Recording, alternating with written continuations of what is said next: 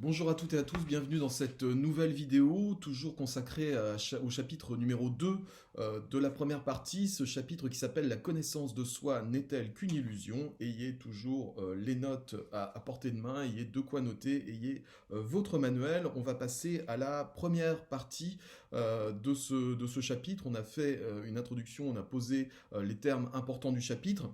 On va maintenant faire le grand 1 de ce chapitre, avant Freud, les premières approches de l'inconscient humain. Je vous l'ai dit dans la partie introduction, c'est à partir du XVIIe siècle que des doutes commencent à être formés en philosophie sur la toute-puissance de la conscience humaine. On commence à se dire qu'il y a probablement autre chose qu'une conscience chez nous, et qu'il y a une forme de mémoire inconsciente ou d'action inconsciente qui peuvent avoir lieu chez nous, des éléments que l'on perçoit, mais on ne s'aperçoit pas qu'on les perçoit. Tout au long de la journée, nous vivons des événements, nos sens enregistrent ces événements, ces images, ces sons, tout ce que l'on perçoit, mais parfois, eh bien, ça ne parvient pas jusqu'à l'attention que pourrait y porter la conscience, et pourtant, on va le voir notamment chez Leibniz, ces perceptions sans aperception, des perceptions que l'on ne perçoit pas, restent gravées quelque part et ont malgré tout une importance dans notre vie psychique. On y va pour la lecture de ce grand 1.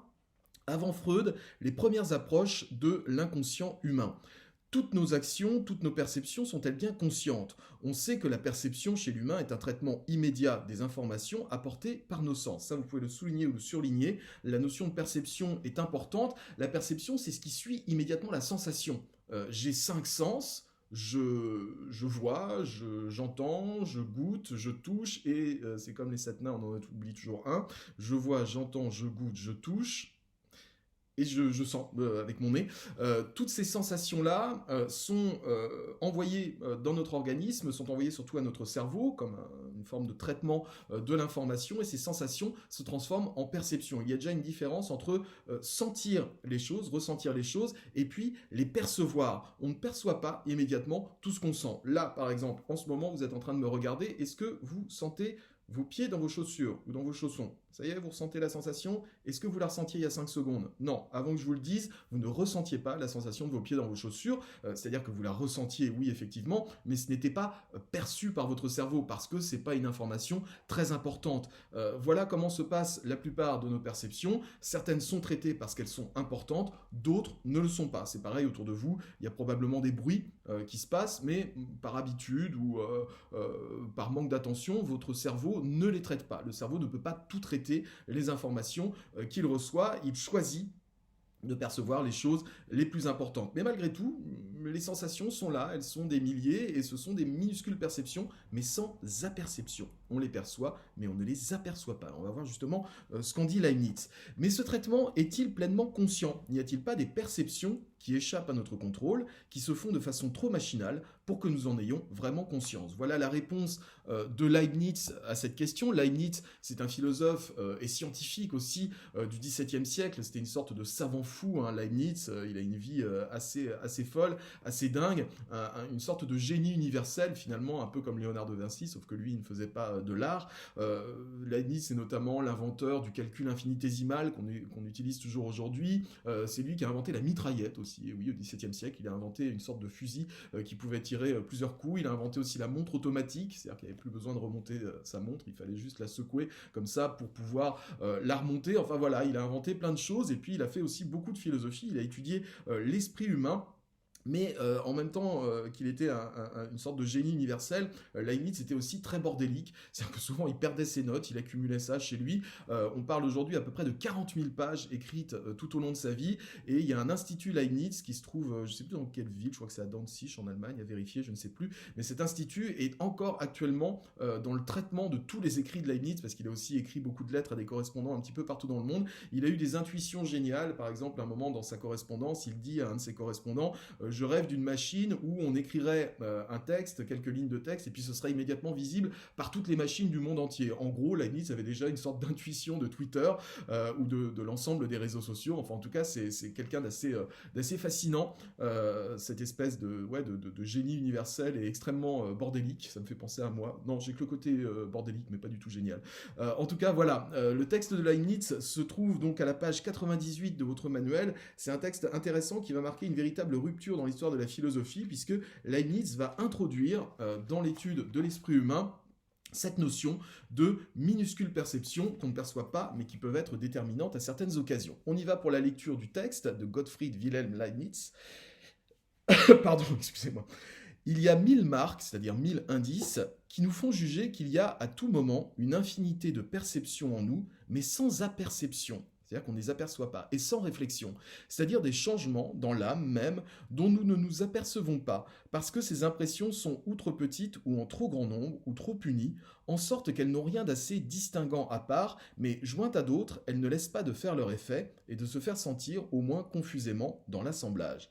C'est ainsi que la coutume, c'est-à-dire l'habitude, fait que nous ne prenons pas garde au mouvement d'un moulin ou d'une chute d'eau quand nous avons habité tout auprès depuis quelque temps. Ce n'est pas que ce mouvement ne frappe toujours nos organes, mais les impressions qui sont dans l'âme et dans le corps, destituées des attraits de la nouveauté, ne sont pas assez fortes pour s'attirer notre attention et notre mémoire, qui ne s'attachent qu'à des objets plus occupants. Mais si quelqu'un nous en avertit incontinent et nous fait remarquer par exemple quelques bruits qu'on vient d'entendre, nous nous en souvenons et nous nous apercevons d'en avoir eu tantôt quelques sentiments, ce que je disais tout à l'heure avec l'exemple des pieds.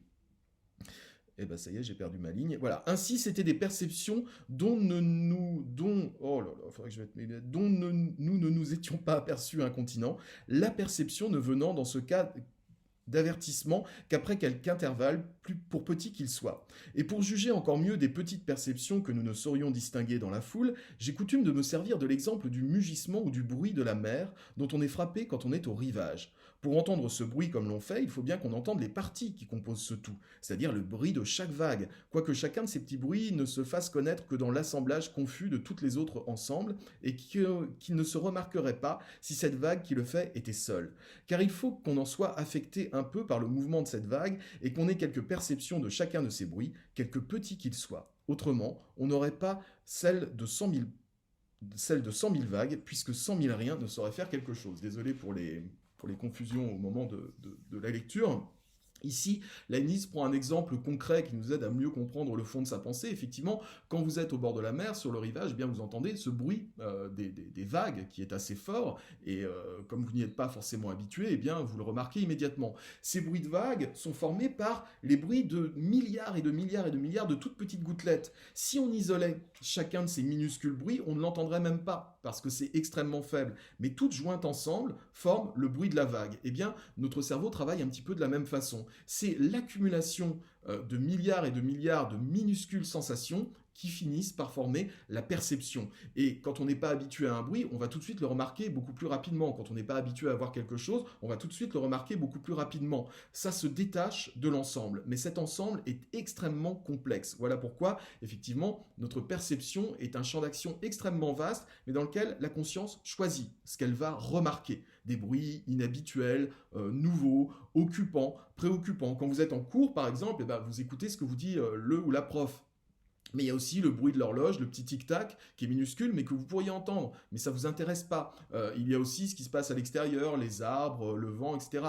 Mais ça ne vous intéresse pas, sauf si vous êtes un mauvais élève qui n'écoute pas bien le cours. En tout cas, votre attention est plutôt dirigée vers quelque chose, alors qu'il se passe beaucoup de choses tout autour. Ça, ce sont des perceptions qui sont des perceptions inconsciente, nous dit Leibniz. Ça y est, la thématique est lancée et Leibniz fait partie effectivement de ces premiers philosophes à nous dire, en fait, notre perception est incomplète des choses. Notre perception est forcément dirigée et ne prend pas en compte tout ce qu'il y a autour de nous et pourtant nous en avons bel et bien la sensation. C'est la différence, comme je disais tout à l'heure, entre sensation et perception.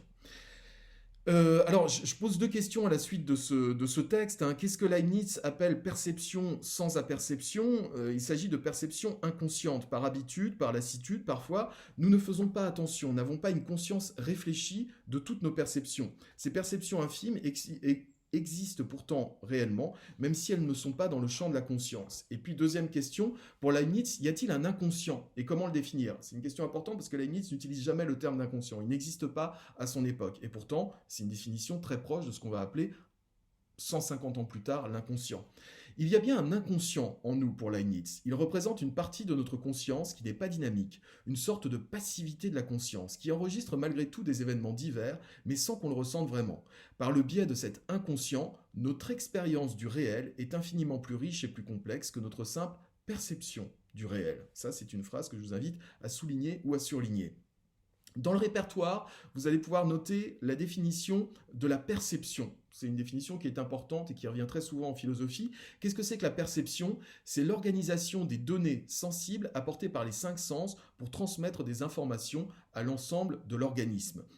Imaginez, vous êtes dans la rue, puis vous passez à côté d'une boulangerie, genre la brioche dorée. Vous savez que la brioche dorée envoie des odeurs particulières pour vous donner faim. Ça, on est à l'échelle, effectivement, de la perception. Vous percevez cette odeur parce que elle est appétissante, elle est délicieuse, surtout s'il est 10 ou 11 heures du matin et que vous commencez à avoir un petit peu faim. Et cette perception-là, elle va tout de suite être enregistrée par l'organisme qui va se mettre en marche et qui va provoquer chez vous la sensation de la faim. C'est ça la perception, effectivement. Pourquoi je mets effectivement à la fin de la phrase? Ça fait vieux jeu. Enchaîner. Ah oui, alors donc ouais, on va enchaîner pour ceux à qui je ne l'ai pas fait sur la méthodologie de l'explication de texte. Je vous envoie tous les documents pour que vous étudier ça. Il y a une explication du texte de Leibniz, un plan détaillé, et puis il y a toute une méthodologie qui ressemble à la méthodologie de la dissertation. Je vous demande de lire attentivement ces deux documents puisqu'ils vous sont très utiles pour faire vos premières explications de texte. On fera évidemment des exercices, je l'espère en présentiel, mais aussi en distanciel, sur des explications de texte. C'est très important, vraiment lisez attentivement ces deux documents, soit que je vous ai distribué, soit que je vous ai envoyé à travers le École Directe, pardon. On termine avec une dernière phrase pour conclure sur Leibniz. Il y a donc un inconscient présent en chacun de nous.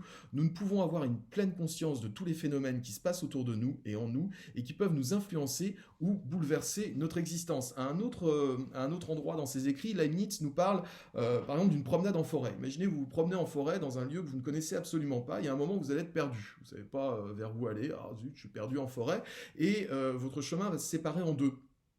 Et Leibniz nous dit, forcément, vous allez choisir un des deux chemins. Vous allez aller soit à gauche, soit à droite. Et dans votre tête, vous allez vous dire, bon, en fait, comme je connais pas l'endroit, je choisis totalement au hasard. Leibniz vous dit, c'est pas vrai. En fait, chaque fois qu'on se dit bah, je choisis au hasard parce que je ne sais pas, en fait, vous ne choisissez jamais au hasard. Il y a toujours une petite réminiscence, un petit souvenir qui va surgir et qui va diriger votre choix.